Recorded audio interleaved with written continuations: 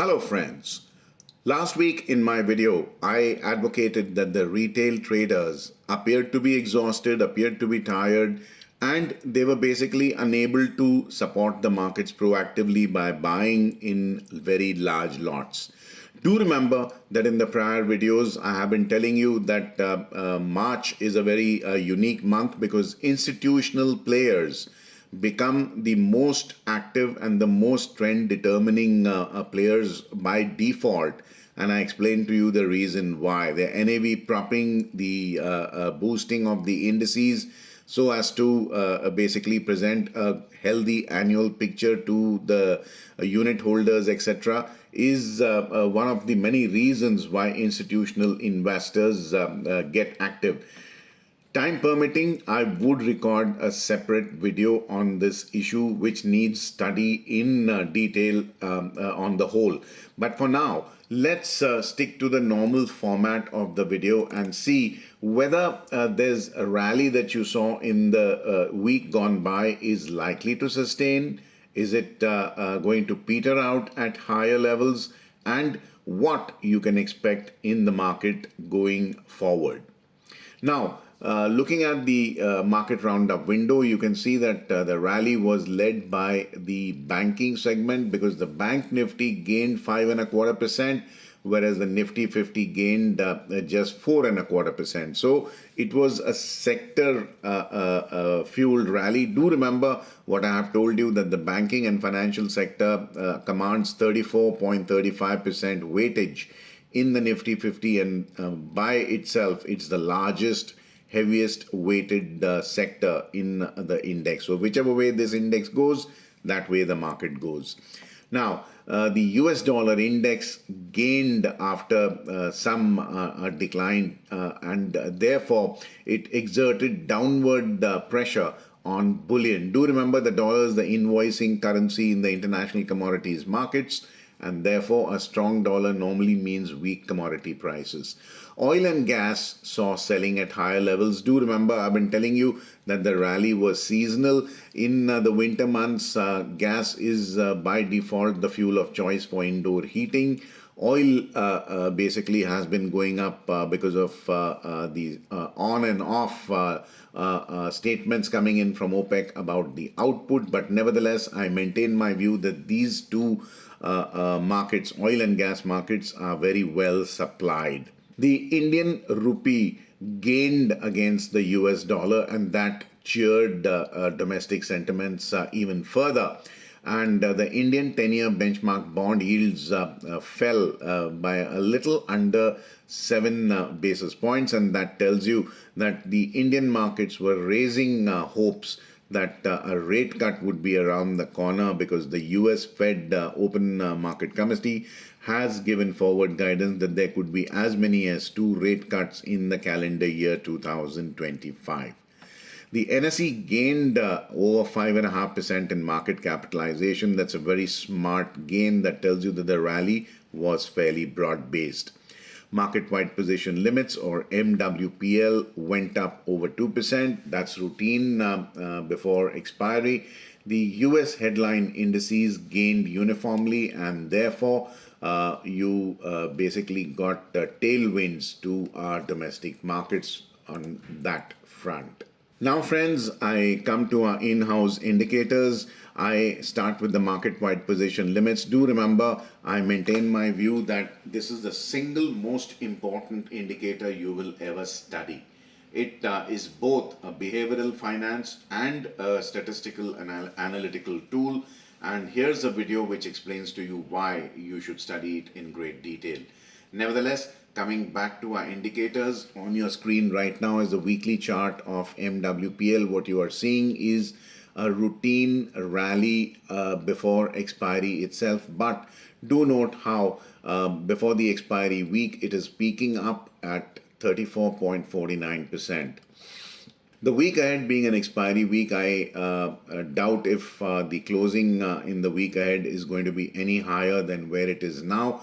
And therefore, those 38, 39, and 40 levels that we have seen prior to expiry in the months gone by is unlikely to occur barring any unforeseen news like good news on the war front, etc. So, the sum and substance of this reading is that yes, traders are exhibiting signs of caution, but it's not a very aggressive runaway kind of a bullishness where they would keep on buying and raise their exposure to significantly higher levels. That kind of aggression was not seen.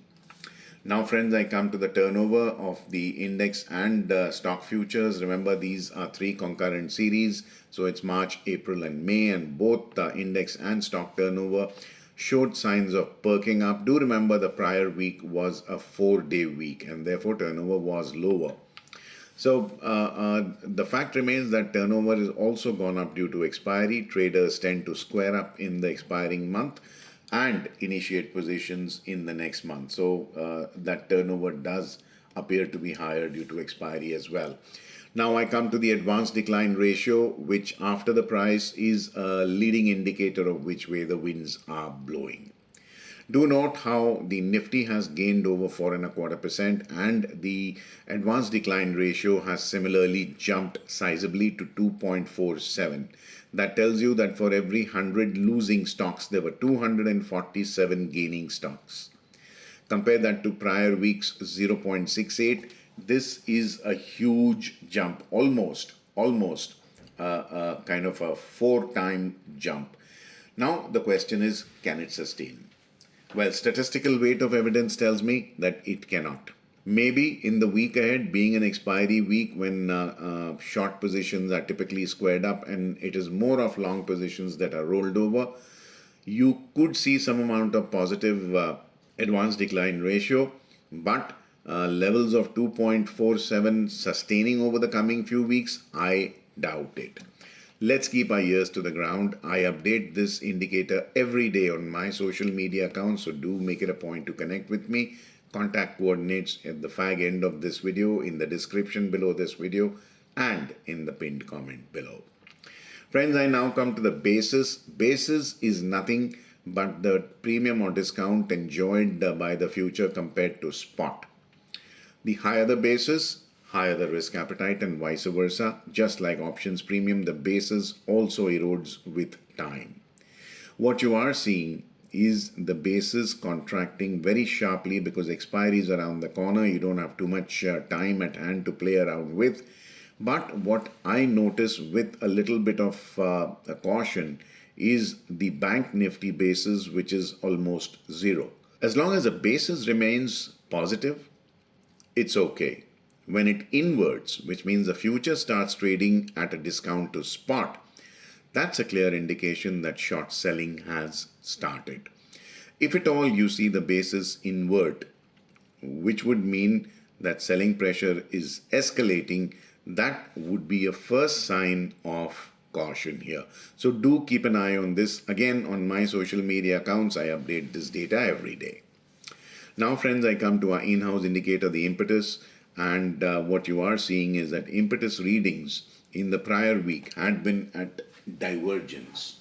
But last week, what you're seeing is Nifty and Bank Nifty impetus jump sharply, which means both the indices rose with a forceful rise in momentum. So last week's rally was, relatively speaking, more convincing compared to the week prior. As long as the impetus rises with the price, I think bulls are still in control. Now, friends, I come to our in-house indicator, the lift, weight, thrust, drag indicator. Won't see it anywhere on the internet. It's held its ground and kind of proved itself over the last 4 years. And what you're seeing is that the LWTD reading is almost at a 20-week high at 0.45 compared to the prior week's minus 0.11. That tells you that short covering and or fresh buying support may be improved in the week ahead as compared to the prior week. Do remember, expiry is typically a time when shorts are squared up and long positions tend to be rolled over more aggressively than shorts, and therefore the support at lower levels may be assumed to be better compared to the prior few weeks. Friends, our indicators done. I now come to the bond market, and I have been warning you that you must study the cost of funds theory. I've shared links to 3 free books of Dick Stoken, who is the gold standard author on cost of funds theory. Nevertheless, the weekly chart on the Indian 10-year benchmark bond yield tells you that bond yields have fallen almost 7 basis points last week, and it has basically raised hopes in the central bankers that rates might just go lower as the US Federal Reserve has given forward guidance and raised the hopes of other central bankers that rates may need to be cut in the US in 2025. Whether it will or will not happen is a different question altogether, but as of now, the banks are hoping that the rates would be cut. What do we do with this? Hey, I'm not doing anything. I'm keeping the powder dry. I'm not buying gilt funds or even the sovereign 10-year benchmark bonds. As soon as I do take any kind of decision, I will be glad to put it up on my Telegram channel. Do connect with me there. Friends, the bond market's done. I now come to the Bank Nifty. It rose on all 5 trading sessions last week. The price has broken out above the 1 month long moving average, and the moving average also has started turning upwards. Net net, the picture seems to indicate that the short term trend appears to be optimistic as of now. Now, should the price stay above the weekly high of 50,672 and manage to close above this on all 5 trading sessions, I think then bulls would have the courage to get a little more aggressive than what they have been so far. Friends, I now come to the weekly chart of the Bank Nifty on your screen. It's a power candle, a huge sized bullish candle, and the price has also managed to close above its 25-week exponential moving average, which is a proxy for a 6-month long holding on cost of an average investor. That tells you that the medium term outlook is also turning positive for now. Follow-up buying will determine whether this upthrust will sustain or not. Friends, in the week before last, this index was number 8 on the most volatile counters list as per statistical beta rankings I maintain in-house. It jumped 4 notches to number 4. Not exactly good news, because higher volatility is a challenge that an average retail investor or a trader faces. Friends, last week I estimated a range between 49,550 on the upside and 46,550 on the downside. Admittedly, the high that I had advocated as a resistance was overcome because of bullishness that was permeating the sentiments, and the Bank Nifty has even closed above the resistance levels I specified. And in the coming week, I anticipate an expected range between 52,175 on the upside and 49,025 on the downside. In addition to these ranges, also please check out our daily, weekly, and monthly pivots on our free Telegram channel and WhatsApp channel as well. Also, check out this video, which explains to you as to how you can use our pivot tables so as to laser precise your entry and exits. Friends, the Bank Nifty done. I now come to the Nifty 50, and the daily chart on your screen tells you that this index also rose on all 5 trading sessions, exactly like the Bank Nifty prior to it. The price has broken out above its month-long moving average, which itself has started pointing upwards.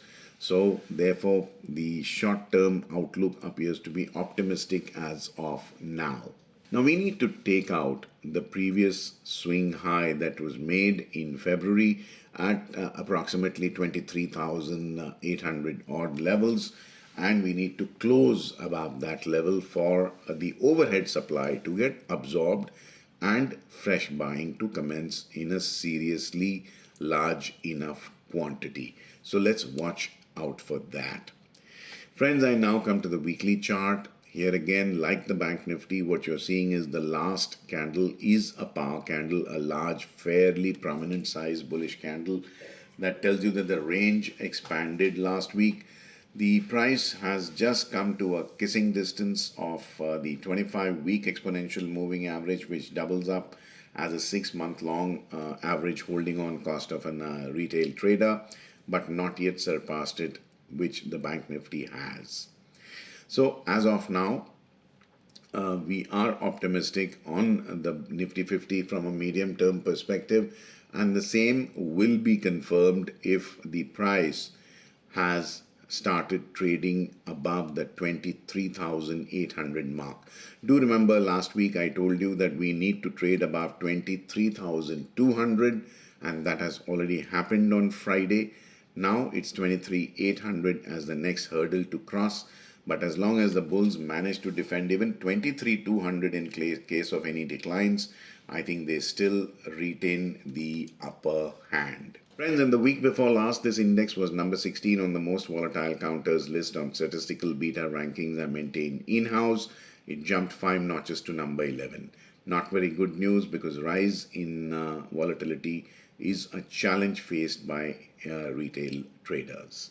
Friends, last week I advocated an expected range between 22,950 on the upside and 21,850 on the downside. Admittedly, my resistance levels did not hold and the market shot past them, and that basically tells you that the bulls were actually flexing their muscles and making their presence known.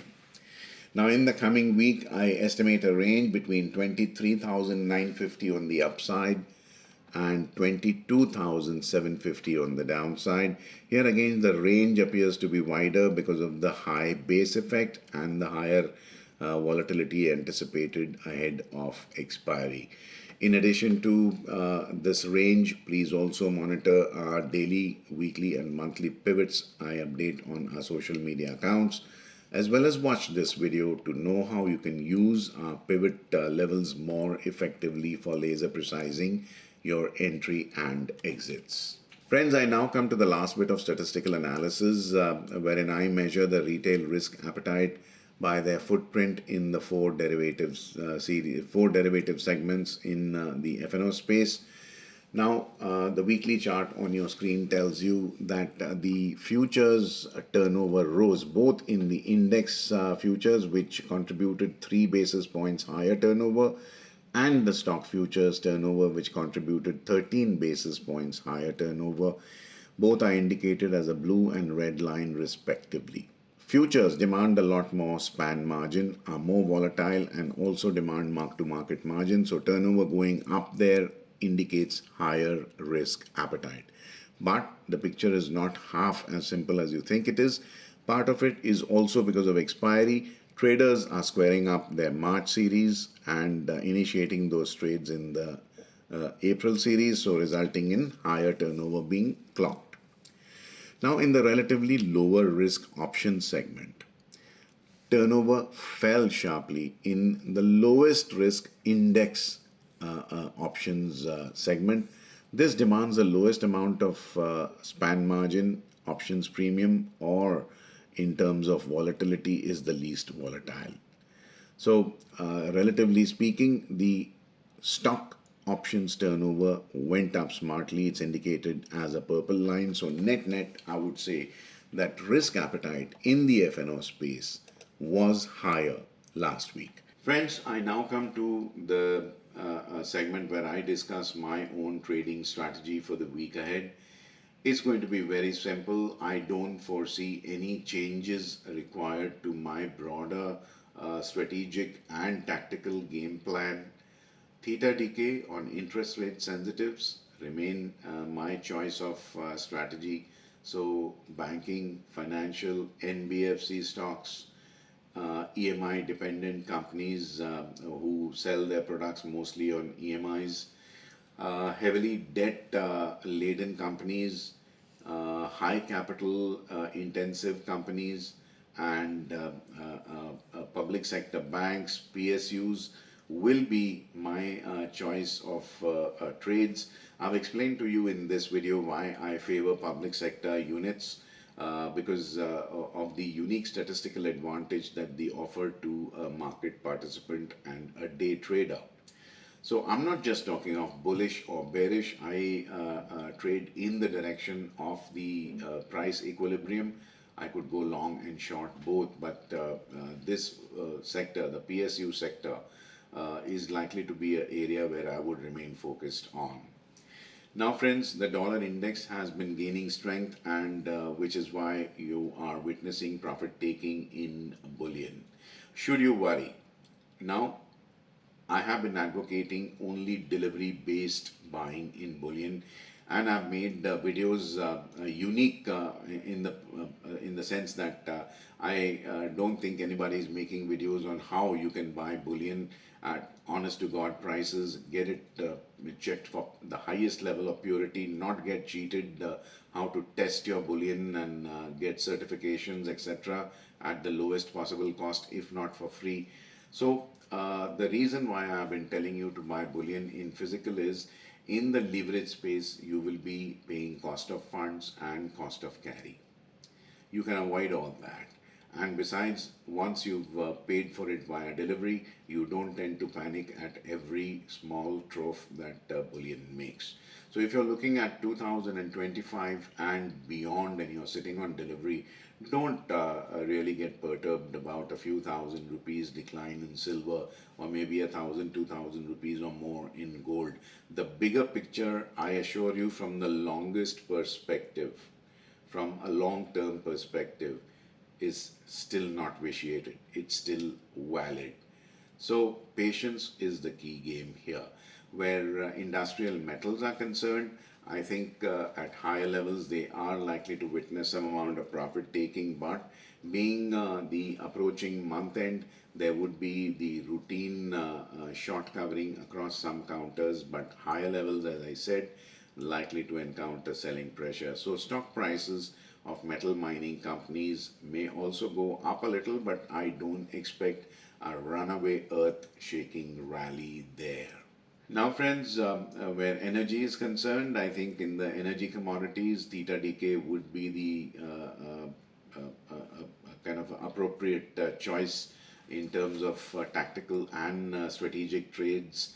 And as far as other stock segments are concerned, I think you should also start looking at consumer durables because summer is upon us, and you could basically see slowly but surely the sale of white goods picking up a little bit. Also, what I noticed was there is some amount of additional interest in public sector undertakings, PSUs, which I already told you is a segment that interests me. Amongst other sectors, I think defense and logistics are also looking interesting, and they might offer you larger than usual price moves. So for a trader trading both long and short, these segments could be levels areas to watch out for. Being an expiry week, I would trade light and also maintain tail risk hedges or Hacienda hedges on all my trades. Friends, if I have any more ideas, I would gladly share them on my social media accounts, starting with my Telegram account. Contact coordinates in the description and the pinned comment below. Before I sign out from this video, a reminder to subscribe to my YouTube channel if you haven't already done so. Click on the bell icon to receive instant alerts about fresh videos being put about here. In the comment segment, do let me know how my videos help you become a better trader and what else you would want me to record in the coming videos. Also, please share my videos with all your friends, family, and social media groups, etc., to help us to reach out to a wider audience. I thank you for your patience in being with me in this video today. Till we meet again in my next, this is Vijay Bhambwani signing off for now. Have a very profitable week ahead. Take care. Bye-bye.